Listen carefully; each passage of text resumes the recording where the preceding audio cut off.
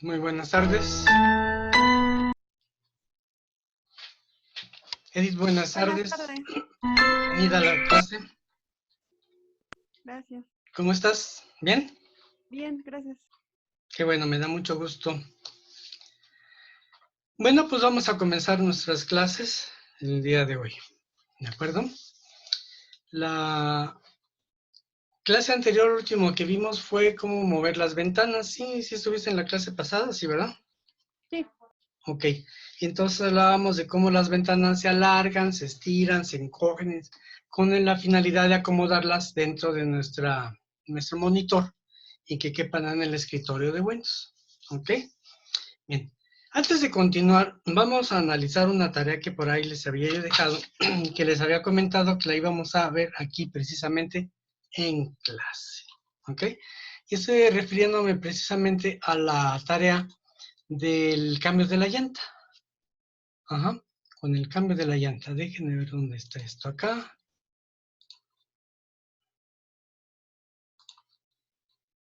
Ok. Ya lo estamos viendo aquí, ¿de acuerdo? Sí. Ok. Bien, el objetivo de esta tarea era mostrarles a ustedes cuál es el detalle al cual cuando se hacen programas, porque yo también hice programas cuando inicié mi carrera hace ya más de 50 años. El chiste de hacer un programa, ahora sí que cuál es, ¿no? Bueno, entonces en la tarea aquí que recibí aquí por parte de una de sus compañeras, pues nos encontramos los pasos y es muy interesante porque se ve la lógica, se ve cómo se quieren poner exactamente en el detalle, ¿no? Entonces aquí encuentro que dice, mira, primero encuentra un lugar seguro y oríllate. Coloca el auto en parking si es de transmisión automática o neutral si es de transmisión manual. Activa el freno de mano y detén la marcha del motor hasta realizar todos los movimientos. No, eso está perfecto. Pero todo esto está perfecto para una persona que razona. Entonces las computadoras no razonan. Entonces pensemos, perdón, que le vamos a dar instrucciones a un robot y el robot sigue al pie de la letra las instrucciones que le demos, ¿no? Entonces, si le decimos que encuentre un lugar seguro que se orille, pero olvidamos de decirle que primero, si se truena la llanta, pues que vaya frenando despacito, despacito, despacito, ¿verdad? Y antes de encontrar el lugar seguro, porque si es un lugar seguro, pues ¿qué es un lugar seguro, verdad? Entonces, tendríamos, por ejemplo, que decirle, hay que checar con el espejo que está del lado derecho, que no venga un automóvil, en el retrovisor, chécate que no venga otro automóvil, y si no viene ningún automóvil, entonces oríllate en un lugar donde no estorbes en la carretera. Entonces, el punto número 1 ya se convirtió en el punto 1.1, 1.2, 1.3, 1.4 y así, ¿no? Vamos al segundo punto, dice, coloca los triángulos de emergencia. Sí, ¿qué son los triángulos de emergencia y dónde están? Sí, porque se colocan los triángulos de emergencia, ¿ok? Sin embargo, no se dan indicación de decir, ¿sí? Bájate del auto, ¿sí? Abre la portezuela, bájate del auto, camina hacia la parte de atrás, abre la cajuela, busca los triángulos de emergencia, que son unos triangulitos rojos que vienen en una cajita, un empaque, no sé qué, sácalos y colócalos 3 metros para atrás.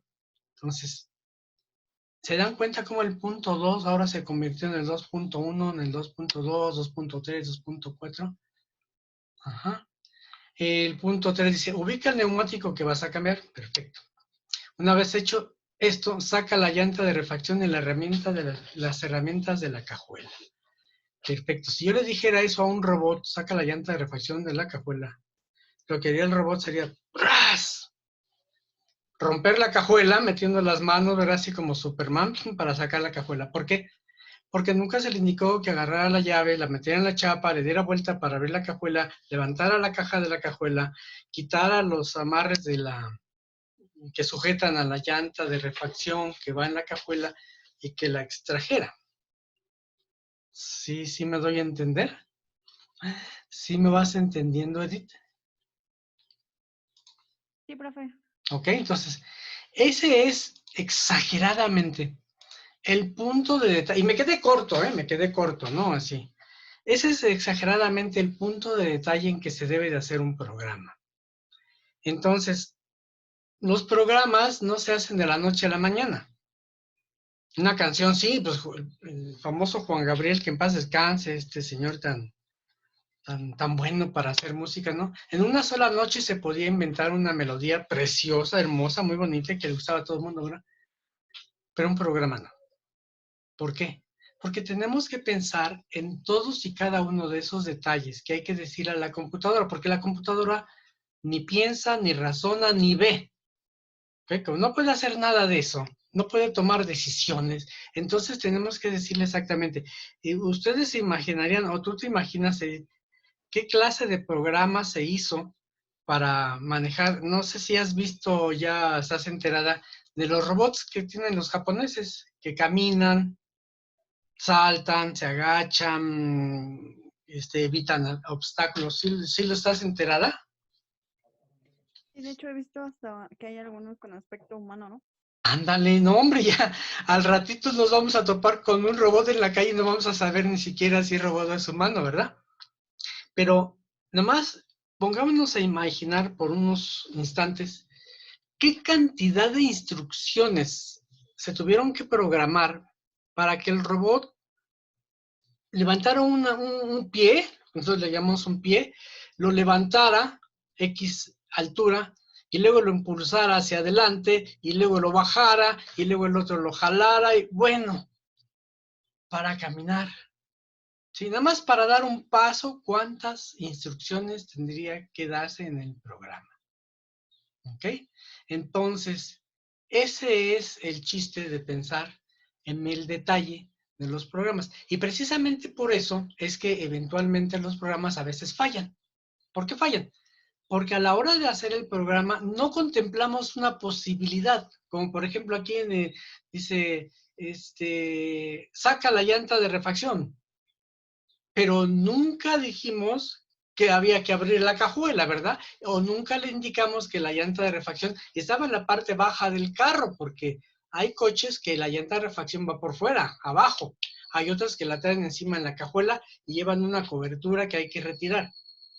Entonces, todos esos puntos, si no los consideramos al momento de que se suscita la necesidad, es cuando los programas, entre comillas, fallan. No es que se descompongan. Los programas jamás se descomponen. Fallan, ¿por qué? Porque la instrucción que recibe el procesador es una instrucción, vamos a llamarla inválida, que muchas veces es instrucción inválida, ¿no? Pues es inválido, ¿no? Porque no pudo realizar lo que le pidieron porque le faltó información. ¿Ok? Un programa también puede fallar si es atacado por un virus porque distorsiona las instrucciones que están grabadas en forma magnética, y entonces cuando el procesador las lee, no las entiende. Cuando nosotros vemos que nuestra computadora queda trabada, se queda inhibida, ya se congeló, ya se atoró, ya se descompuso, ¿en realidad sabemos qué es lo que está sucediendo? Bueno, ¿qué es lo que sucede cuando esta situación se presenta? Generalmente es porque el programa se desvirtuó. El procesador recibió una instrucción que no entendió, entre comillas, que no la entendió y no la pudo ejecutar. Y entonces, imagínense ustedes una persona que le dicen, o a nosotros, ¿no? Que llegan y te dan una noticia que no te esperabas y que no entiendes y del momento nos quedamos congelados, ¿no? Y decimos, ¿qué? Y no reaccionamos por unos segundos, ¿no?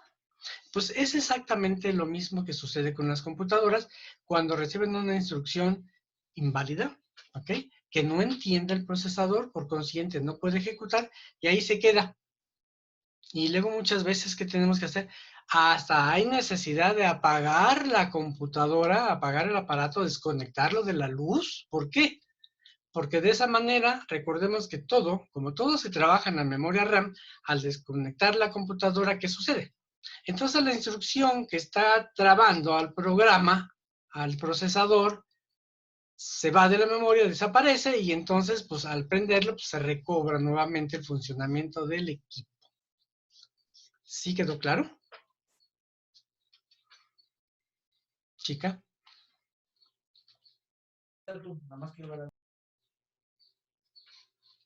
¿Mande, profe? ¿Sí quedó claro? Sí, ¿Segura? sí. Bueno, entonces vamos a continuar. Entonces eso fue nada más para hacerles mención de esa tarea, el porqué de esa tarea, sí, bueno, pues muy bien, me parece muy bien la tarea, la forma en que lo hicieron, aunque me parece que más bien lo copiaron por ahí de un manual, porque los alumnos que me lo presentaron, pues están similares, muy similares, ¿ok? Entre comillas, mira, hay que tomar en cuenta lo siguiente, las tareas, no tiene sentido buscar en el internet el tema de la tarea, bajarlo y copiarlo.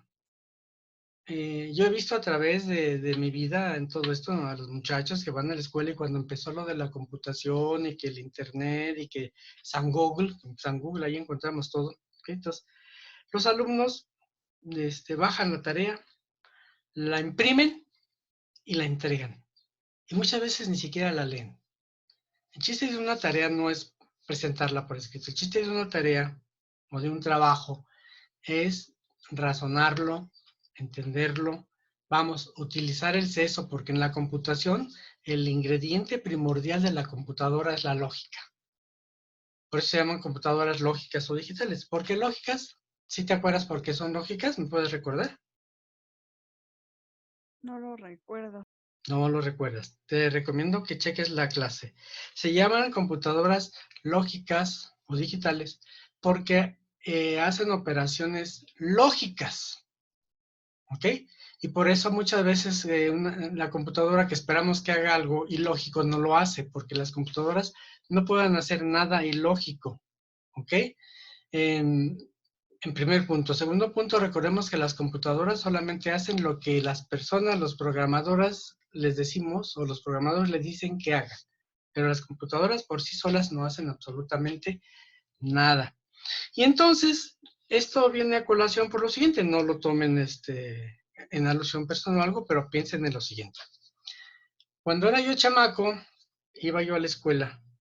Me acuerdo que si nos pedían que hiciéramos una operación aritmética y no contábamos con las calculadoras, olvídate de la computadora y del teléfono celular, las calculadoras, lo hacíamos a mano y entonces nuestro cerebrito trabajaba.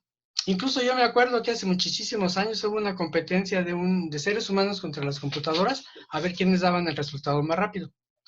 Y curiosamente, ¿quién creen que ganó? El humano. Claro que sí, señor. Los humanos pensamos más rápido que las computadoras. Pero, ¿qué pasa con la tecnología? La tecnología nos va pagando, nos va evitando que nosotros nos esforcemos y que activemos nuestro coco. ¿Ok? Y entonces llegas al punto en que te dicen 5 por 12 y entonces ya no te acuerdas del resultado, tienes que agarrar la calculadora. Ah, son 5 por 12, 60. No, espérate. Ya cuando nosotros llegamos al punto en que si no le pregunto a la computadora el resultado, lo que tengo que hacer, no lo puedo hacer, pues ya estamos mal. ¿Sí? Por ahí yo recuerdo hace muchísimos años en las clases de cómputo que yo daba al principio, presentaba un dibujito donde está una computadora y toda la gente está agachada así rindiendo el atributo como si fuera un dios. ¿Por qué? Porque si la computadora no me decía que yo lo hiciera, no lo hacía, ¿no? Entonces, computadora, me tengo que casar con Lupita y si no me decía que sí, entonces no me casaba.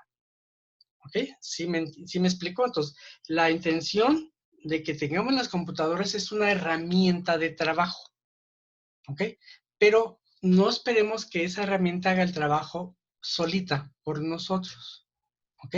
Chequemos lo que hacemos. Si bajamos algo de internet, vamos a leerlo, vamos a analizarlo, vamos a ver si realmente el contenido que estamos bajando corresponde a la necesidad que nosotros buscamos de tener esa información. ¿Ok? No nada más bajarlo, ya lo imprimí y ya cumplí. No, no, no, ese no es el chiste, ese no es el sentido. No lo digo por ti, ¿verdad? Ni lo digo por nadie en especial.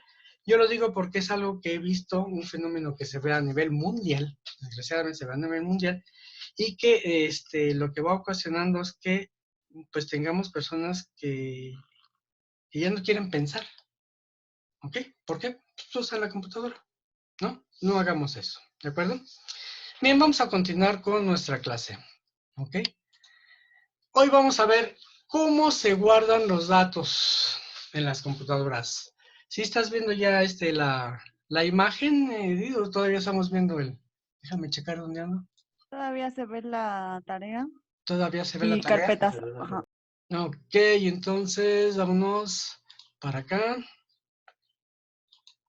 Ahora sí, ya estamos aquí, ¿verdad? Sí, ya. Bueno, entonces, ¿cómo se guardan los datos? ¿Cómo se almacenan?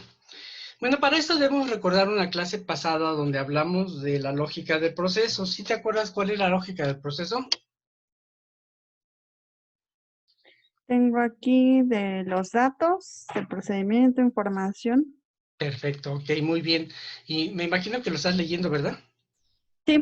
Perfecto, te felicito. Eso tienes que hacer. Fíjate que por ahí hay un adagio chino que dice que el chiste no es saber, sino saber dónde buscar para saber. Y para eso tenemos las computadoras, ¿ok?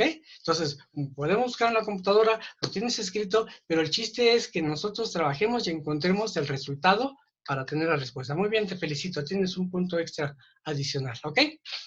Entonces, volviendo a la clase. Esta clase que vimos en el pasado decía, la lógica del proceso es entrada, proceso y salida. Y por ahí a lo mejor te acuerdas que cuando decíamos que es entrada, lo ligamos con el dispositivo de entrada, ¿ok? Y que en el dispositivo de entrada quedábamos los datos. Esos datos pasan al proceso. ¿Y qué es el proceso? El programa, ¿ok? Y dijimos que el programa convierte los datos y los guardamos ya convertidos en información, y así se guarda. Pero ¿cómo ingresan los datos? Bueno, pues los datos, digamos, de la manera más primitiva, por así decirlo, ¿sí? Se ingresaron por primera vez carácter por carácter. Es decir, letra por letra a través de un teclado. ¿Ok?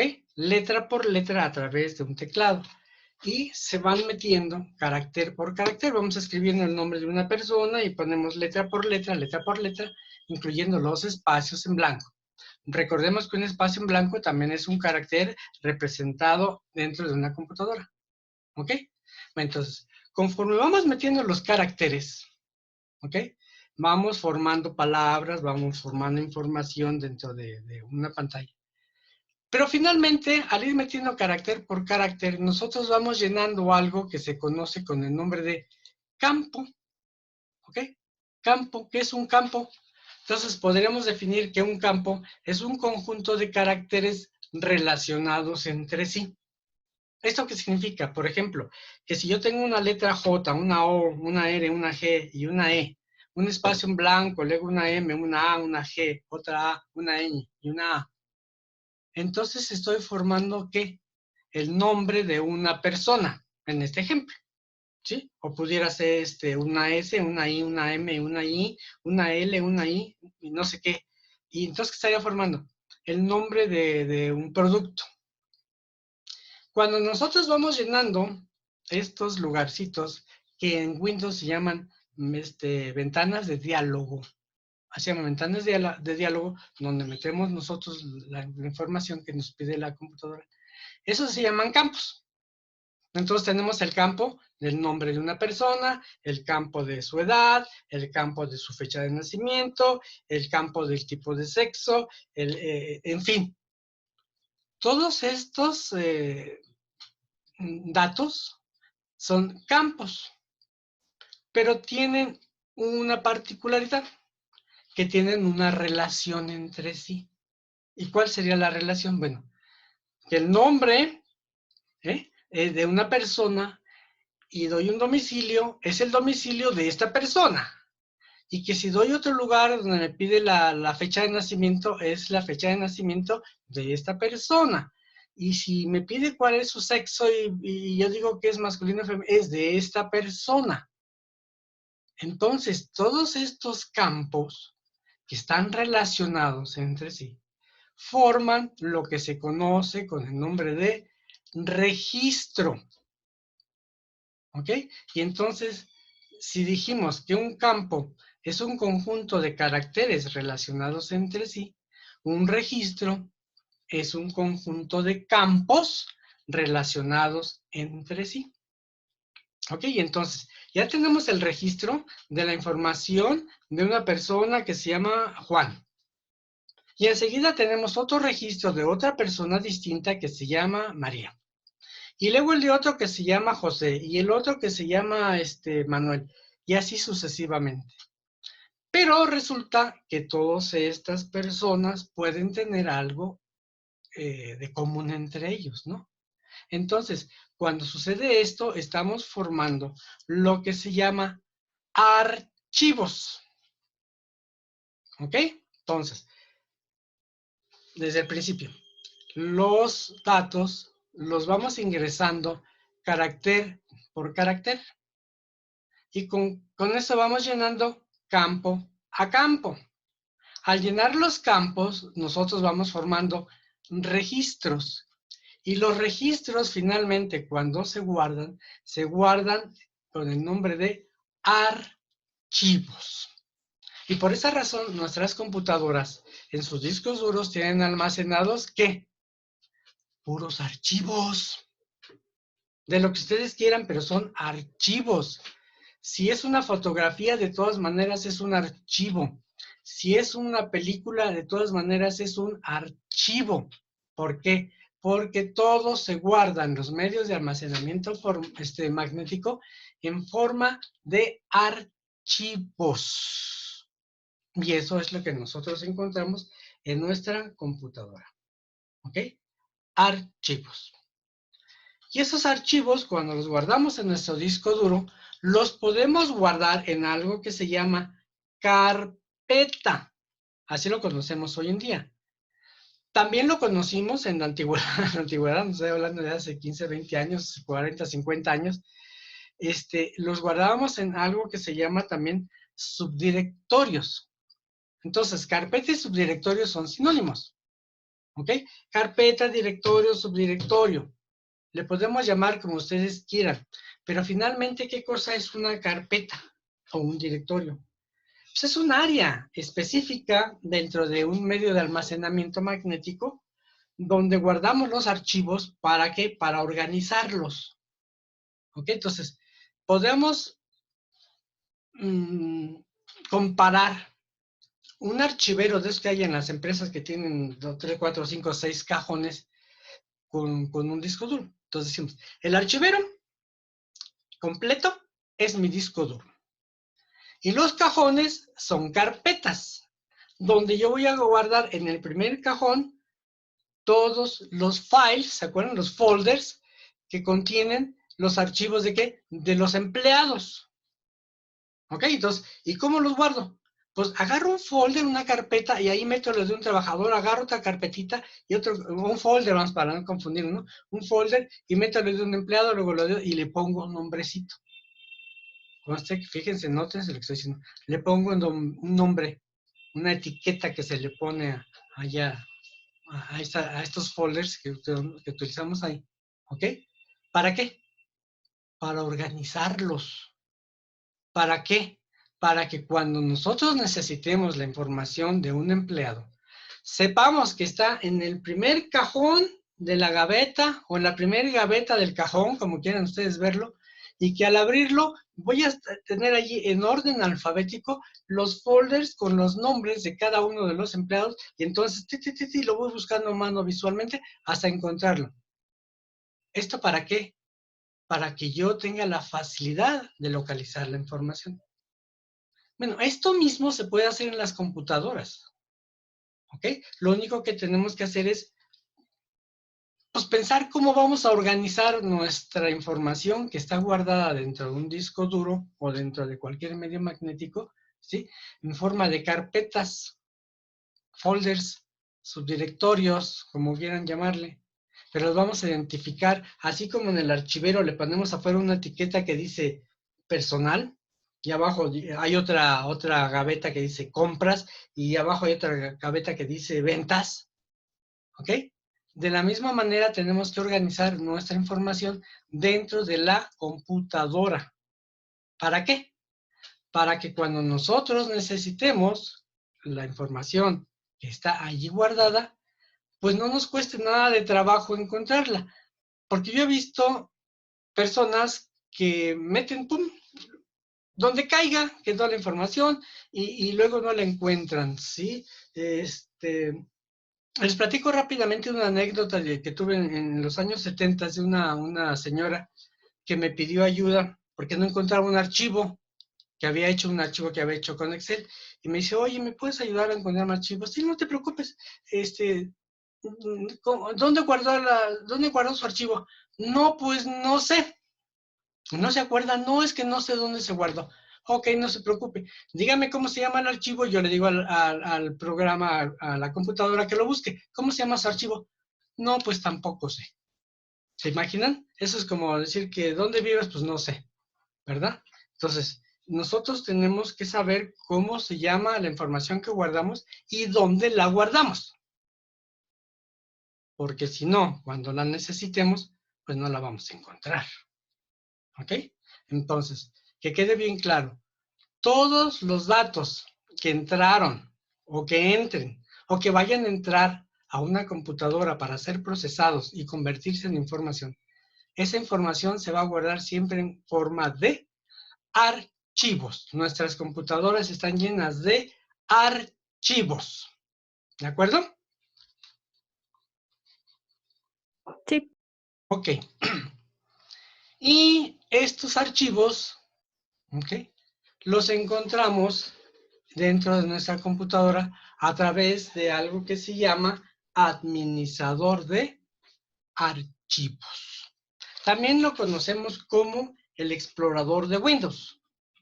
No confundir con el Explorer, con el explorador de Internet, porque luego es con el explorador, sí, el explorador, o sea, los browsers que usamos para buscar información en el Internet, les llamamos browsers, son exploradores. Aquí también se le puede llamar ¿cómo se llama? Explorador de Windows. ¿Por qué? Porque exploramos nuestros medios de almacenamiento. ¿Ok? Y para eso vamos a hacer uso de la ventana que es la que más usamos dentro de Windows. Y no nada más del Windows 10, de todos los Windows para atrás, desde que existe Windows, ha existido el explorador de archivos o el administrador de archivos. ¿Ok? ¿Por qué? Porque como su nombre lo dice, es el que administra los archivos. Cuando nosotros abrimos el explorador de archivos, que está abajo en la barra de tareas, yo les recomiendo que siempre tengan ahí un iconito, ¿ok? Para abrirlo. Nos va a permitir buscar dentro de nuestra computadora los archivos que nosotros tenemos guardados en esa computadora, ¿ok? Eso significa que ahí hay información que es mía. Si la computadora es mía, pues la información es mía, ¿verdad? Y yo la voy a acomodar de acuerdo a mis necesidades. Eso no significa que todo el mundo las va a tener exactamente igual, no. Hay cosas que son similares, sí, hay cosas que son similares, ¿ok? Como podemos ver aquí, vamos a encontrar todos los archivos que nosotros guardemos, ¿ok? Y recordemos que hay dos tipos de archivos. Los archivos de datos, que es la información del usuario. ¿Cuáles son los archivos de datos? Los nombres de los clientes, de los proveedores, de los inventarios, de las ventas, de las compras, mi música, las fotos de mi aniversario, el video de mi boda, no sé, todo lo que nosotros generamos dentro de la computadora y lo guardamos como archivo, son archivos de datos. ¿Y cuáles son los otros archivos? Pues son los programas, son los archivos de instrucciones. Los programas también tienen que estar guardados en nuestra computadora. ¿Por qué? Porque cuando los vamos a necesitar, el sistema operativo tiene que ir a buscar el programa, lo tiene que llevar a la memoria RAM y entonces ejecutarlo para que empiece a seguir las instrucciones que da el programa. Y entonces todos los programas tienen que estar disponibles en nuestra computadora. No es normal tener un programa fuera que, mira, el programa aquí lo traigo en el USB. Hay algunos sí. Son pocos los programas que se pueden utilizar de esa manera. En la antigüedad, y sobre todo cuando se manejaba DOS en lugar de Windows, los programas los llevábamos con un disquito, un disquete, un disco flexible, flotante, se llama, y ahí va el programa. Metíamos ese disquito en una ranura, y entonces dábamos unas instrucciones manuales para que lo leyera y se cargaba el programa. Después teníamos que sacar ese disco y meter otro para poder guardar los datos. Hoy en día, pues no, hombre, no hay que hacer todo eso. Hoy en día ya los programas quedan instalados y guardados en la computadora. Y dije una palabra muy interesante, instalados. Cada vez que nosotros necesitemos un programa para usar en nuestra computadora, necesitamos instalarlo. ¿Qué es la instalación de un programa en una computadora? Es precisamente que el sistema operativo lea la información de ese programa y lo guarde dentro del disco duro en lugares especiales para ejecutarlo. ¿Ok? Y para eso tenemos carpetas que se llaman del sistema. ¿Por qué? Porque son programas que únicamente sirven para el funcionamiento de la computadora o son programas que se utilizan para un propósito específico, como sacar fotos, hablar por teléfono, mirar películas, etcétera. ¿Ok? Dentro de toda esta gama de archivos, nosotros tenemos que identificarlos. Para identificar los archivos lo vamos a hacer viendo el nombre del archivo. Toda la información, todos los datos que se almacenan dentro de una computadora en medios digitales, medios magnéticos, debe de llevar nombre para poder identificarlos. ¿Ok? Y el nombre, se llama nombre del archivo, está formado de dos partes. Lo que es propiamente el nombre del archivo, ¿ok? Y ese nombre tiene que hacer referencia al contenido. Ajá. Porque, por ejemplo, aquí que estamos viendo en la pantalla, aquí hay un archivo que dice FB000001. Y no sabemos qué es eso. ¿Ok? Pero sin embargo acá tengo uno que dice gastos. Otro que dice curso de Photoshop. Entonces el nombre ya me está diciendo qué es lo que contiene ese archivo. ¿Ok? El nombre, que puede ser hasta de 256 caracteres, hoy en día con Windows, porque con DOS teníamos una limitante muy grande que fue en esa época, porque nada más eran 8 caracteres. Y al decir 8 caracteres, acuérdense que el blanco cuenta como un carácter. ¿Ok? Entonces, ahora podemos escribir hasta 256 caracteres para especificar el nombre de un archivo y luego utilizar opcionalmente un punto para separarlo de la extensión. ¿Y qué cosa es la extensión?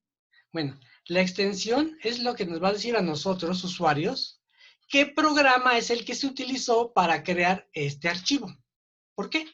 Porque los archivos no es que lo tecleemos y pum, ya entró y se guarda. No, no. Recordemos de nuevo la lógica del proceso. Entrada, proceso y salida. Entonces los datos cuando entran, van a entrar para que sean trabajados, ¿por qué? Por un programa. ¿Ok? Entonces, ese programa es el que me va a generar el archivo. Y entonces la extensión nos indica a nosotros humanos y a la computadora también cuál fue el programa que se utilizó para generar ese archivo. Lo que significa que para poder trabajar ese archivo que ya guardamos, necesitamos el programa que lo generó. ¿Sí me explico? Entonces, por ejemplo, aquí podemos observar que dice que en las extensiones, el punto .exe me está diciendo que es un programa. Entonces, cuando nosotros abrimos nuestro explorador de archivos y vemos que dice allí, no sé, no tengo ninguno, bueno, que diga Aspel.exe, significa que ese es el programa de Aspel. el programa de Haspel. Sin embargo, si yo veo que dice Miguel Gómez, pues yo sé que es información del señor Miguel Gómez. ¿Ok? ¿Y cómo sé que no es un programa? Porque la extensión no dice .exe. ¿Ok? La extensión, en este caso, los documentos de Word dicen .doc, documento de Word. Los de Excel tendrán .xls. Los de PDF, los de Acrobat Reader son, PDF, los de Excel son XLS. Los de PDF son los de Acrobat Reader. Los de música son MP3, MP4 y hay varios, ¿no? WAP y no sé cuántos más. Y los gráficos, entonces, nosotros vamos a ir conociendo poco a poco cuáles son las extensiones de los programas que nosotros tenemos en nuestra computadora. ¿Ok? Entonces, esa extensión nos va a decir cuál es el programa que necesitamos para poder procesar ese programa. Ha sucedido a algunas personas que me dicen, oye, es que me mandaron un archivo, pero no lo puedo abrir. Si no lo puedes abrir, es por dos razones. O está dañado, o no tienes el programa que se requiere para poder abrirlo. ¿Ok? Conclusión. Si tú no tienes instalado en tu computadora el programa de Excel, pues nunca vas a poder ver, manejar, manipular o crear programas de hoja de cálculo de Excel. ¿Ok? Si tú no tienes en tu computadora el programa para hacer facturas, pues nunca vas a poder hacer facturas. ¿Ok? Entonces, siempre vamos a necesitar un programa para el propósito que necesitemos en nuestra computadora. Siempre, siempre, siempre. O sea, no se puede hacer nada en una computadora si no tenemos un programa para esa tarea que necesitemos. Algunos programas ya vienen preestablecidos dentro de la computadora, ya vienen instalados de fábrica, vamos a llamarlo así, pero ya están instalados. Remacho, ¿qué es instalarlo? Es que este programa ya queda dentro de mi disco duro para que cuando la máquina lo necesite, lo encuentre y lo llame. Y al llamarlo, lo pueda ejecutar. ¿Alguna duda? No, profe. Ok, ¿sí quedó claro? Sí. Ahora vamos a ver. ¿Qué cosa es lo que nosotros podemos ver en el explorador de archivos? Bueno, el explorador de archivos está dividido en dos secciones prácticamente. Esta parte de la izquierda, ¿ok? Y aquí viene una línea casi imperceptible que separa la otra parte del explorador de archivos, ¿ok? Del lado izquierdo vamos a encontrar, digamos, la ubicación donde se guardan los archivos. Y podemos encontrar, aquí sí, vamos a encontrar de manera similar, igual, en casi todas las computadoras, las mismas secciones. Y vamos a encontrar, por ejemplo, que dice escritorio. Y el escritorio se referencia ¿a qué? Eso lo vimos en la clase pasada. Pues es lo que se guarda en la pantalla. Bueno, vamos a tomarlo así, que se guarda en la pantalla. ¿Ok? Es lo que se proyecta precisamente en el tapiz, ¿verdad? En ese que se llama escritorio. Por eso dice escritorio. Entonces, cuando nosotros le damos clic a la palabra que dice escritorio, desde el lado derecho inmediatamente nos presenta el contenido que está en ese lugar llamado escritorio. ¿Ok? Pero arriba dice acceso rápido. Esto significa que nosotros conforme vamos utilizando los archivos, los programas de nuestra computadora, digamos que la computadora va guardando el recuerdo y me dice, mira, en el acceso rápido, y en estos lugares, esto es lo último que estuviste usando. ¿Ok? O también lo podemos interpretar que acceso rápido es descargas. Esta carpeta de descargas viene en todas las computadoras porque el sistema operativo Windows, cuando nosotros bajamos un archivo de internet, en forma preestablecida, ya se le programó que los guarde en esa carpeta. Y precisamente se llama descargas para que nosotros, los humanos, sepamos dónde se están descargando o dónde se están bajando donde se están copiando los datos, la información, los archivos que estamos bajando, descargando del Internet. ¿Ok? Nada más del Internet. Cuando copiamos es muy distinto. ¿Ok? Luego tenemos otra carpeta que todas las computadoras que tienen Windows las tienen, se llama documentos. Y como su nombre lo indica, ¿qué tenemos ahí? Pues todos los documentos, pero estamos hablando de archivos de datos, ¿eh? No de programas. Todos los archivos de datos del usuario que hagan referencia a documentos. No es precisamente que quiere decir que documentos de Word, ¿ok? Pueden ser documentos de Word, pueden ser documentos de, ¿cómo se llama?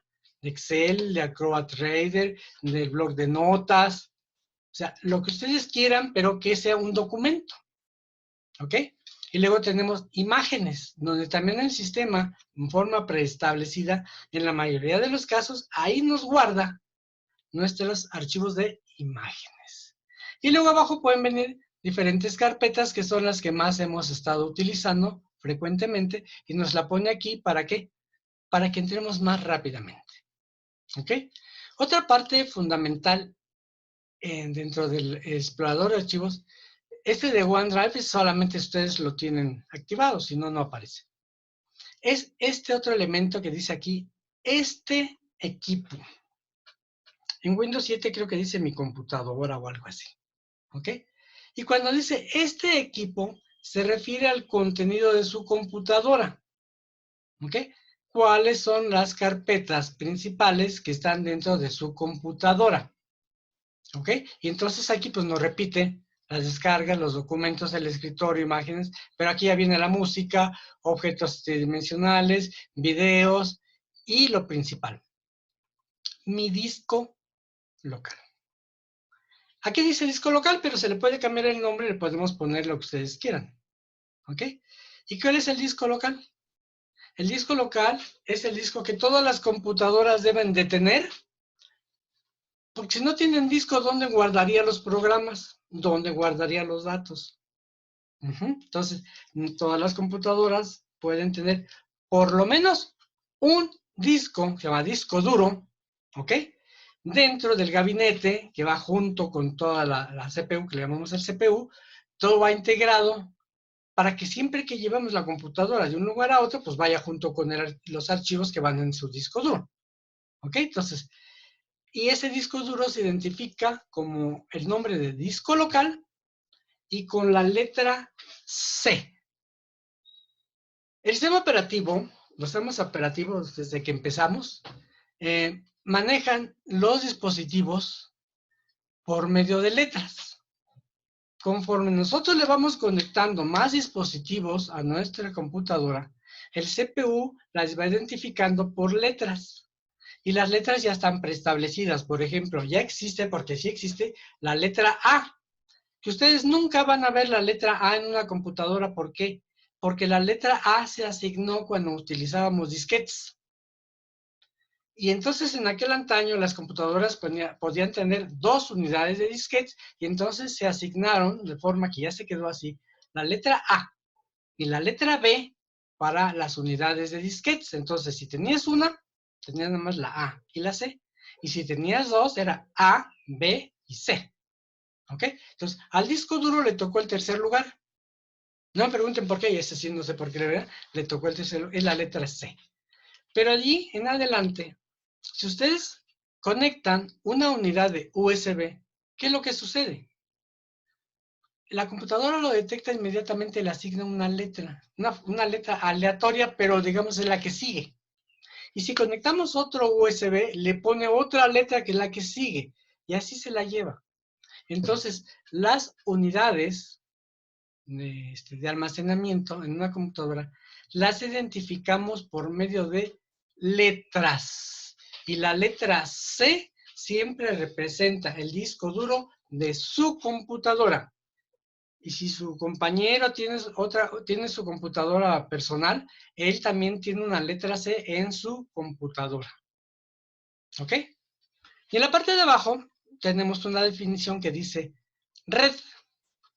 ¿Ok? Todos dicen red, aunque no estemos en red. ¿Ok?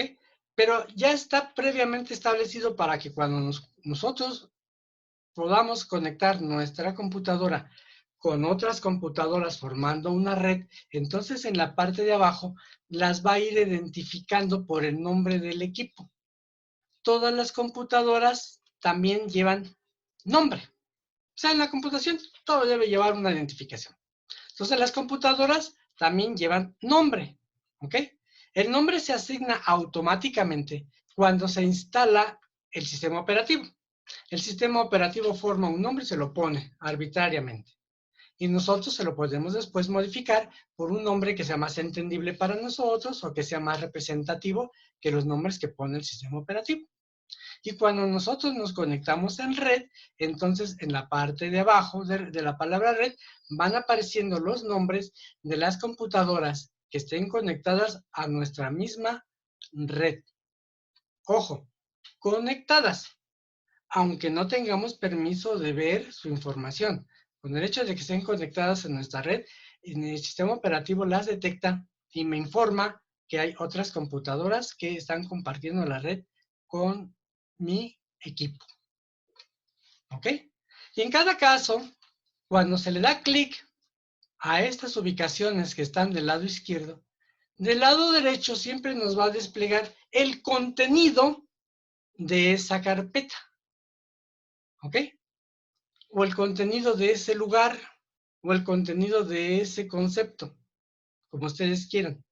También no se les olvide que todo lo que estamos viendo en el escritorio son elementos de Windows. Y que cada uno de estos elementos que vemos aquí tiene su menú contextual utilizando el botón derecho del ratón y se presenta el menú contextual que nos indica qué es lo que podemos hacer con cada uno de estos elementos. ¿Ok? Bien, ¿preguntas? No, profe, ¿Dudas? Todas, ¿no? todavía no. Ok. Edith. Ah, ya se salió Edith, ¿no? Ah, no, No, aquí estoy. perdón, no. ¿Quién se había conectado? Él se conectó. Yo, es que me sacó de allá y me metí acá. Ah, ok, bien. Bien, Edith, pues eso es todo por hoy. Hoy te ganaste 2 puntos, uno por haberte conectado y el otro por haber participado muy interactivamente y sobre todo por tu respuesta muy acertada que me diste de la lógica del proceso, ¿de acuerdo? Sí, profe, gracias. Órale, nos vemos la próxima clase. Cuídate, hasta luego. Gracias, buenas noches, bye. Bye.